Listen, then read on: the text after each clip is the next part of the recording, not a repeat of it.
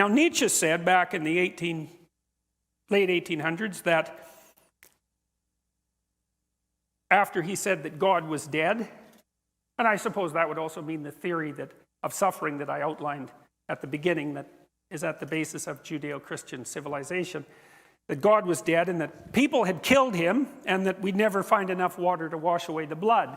It's a paraphrase, but I've got the basic message right. And he also said there'll be two consequences of that: nihilism, because there's no transcendent meaning, and a move to totalitarianism because people can't tolerate nihilism. And he said the most likely pathway to totalitarianism would be communism, essentially. He didn't quite use those words, but he meant that. The words are close enough. He said socialism, but I'm going to use communism to distinguish it from democratic socialism. And he said that probably tens of millions of people would die in the 20th century as we played out that experiment. And then he said, but it might be worth it if we learn something from it. Rough, man. I mean, and unbelievable. Like, I cannot figure out how in the world he knew that that was going to happen, especially so far in advance. But Dostoevsky knew the same thing. He wrote this book called The Devils, or The Possessed. You could read that. That's a great book. It takes about 150 pages to get going. But once it like everything snaps together after that, you know, and then it moves.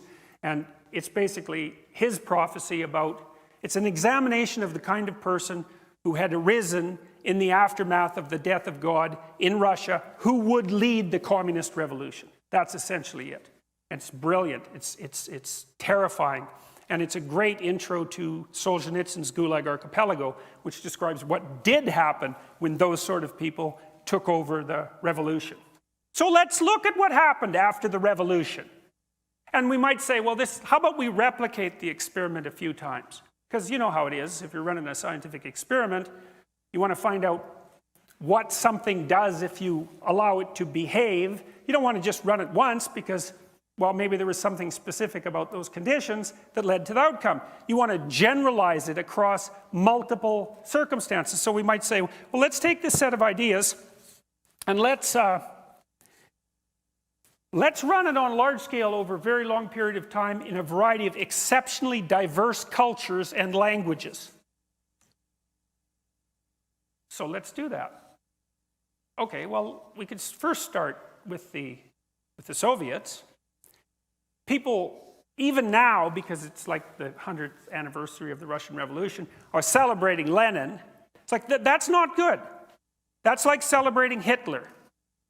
Okay, I'm dead serious about that. It's not good. And the fact that people can dare to think that that's okay means that there's something wrong with the way that we look at history. Lenin was a monster.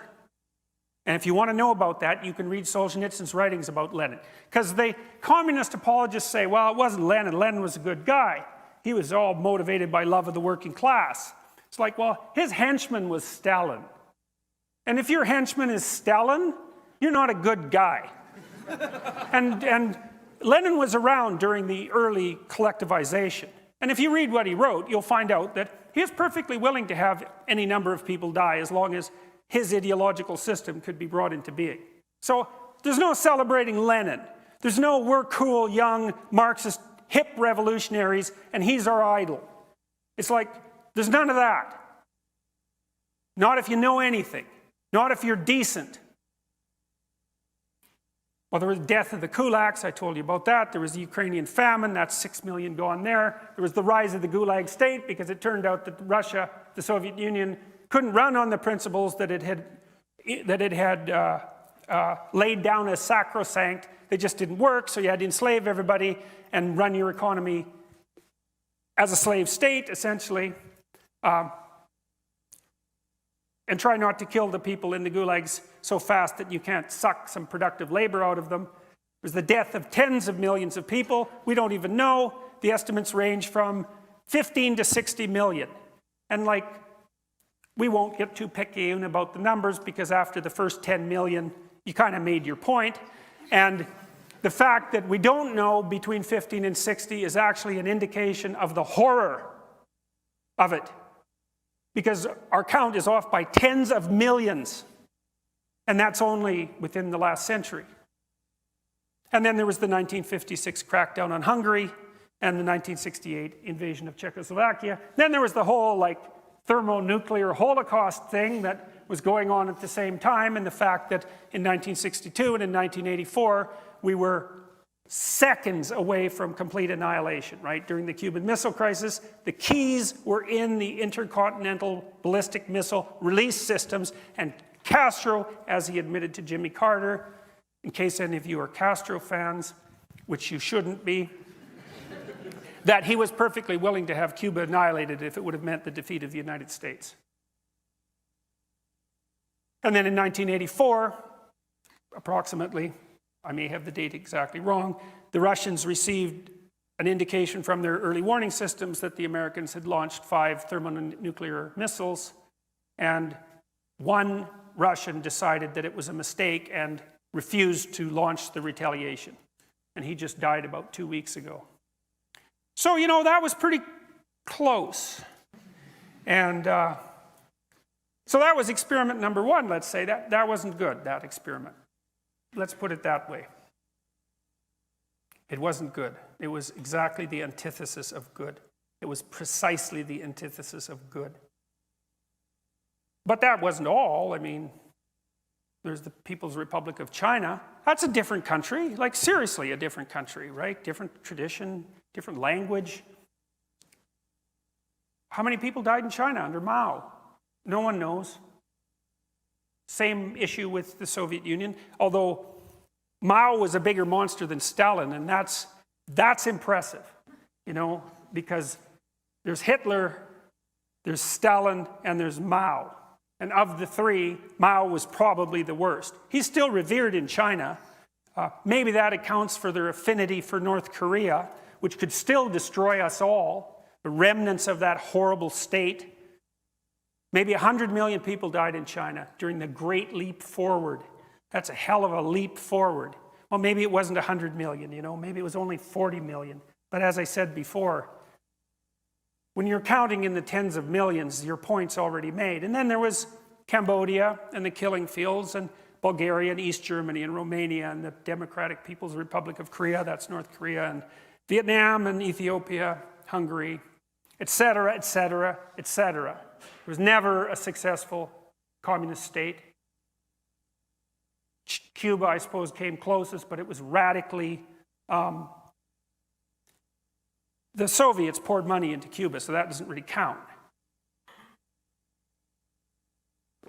So then the first question was, well, are these Marxists motivated by love or hatred? Well, is it love or hatred that produces 100 million dead people?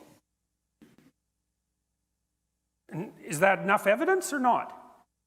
And if it's not enough evidence, if you think to yourself, well, that's not enough evidence, it was never really given a proper try. It's like, well, what would have been a proper try? See, I always think when I hear someone say that, I know what you think. You think in your delusional arrogance that you understand the Marxist doctrines better than anyone else ever has, and that if you were the one implementing those doctrines, you would have ushered in the utopia. That's what you mean when you say that. And, they say, and there's an idea in the New Testament that there's a sin, it's the sin against the Holy Ghost. If you commit that sin, no one really knows what it is, that you can't be forgiven. And I would say, well, if you want a candidate for the sin against the Holy Ghost in the 21st century, the statement, real communism was never tried, with the underlying idea that if you had been the person implementing it, it would have worked, I think that's a pretty good contender for something for which you should never be forgiven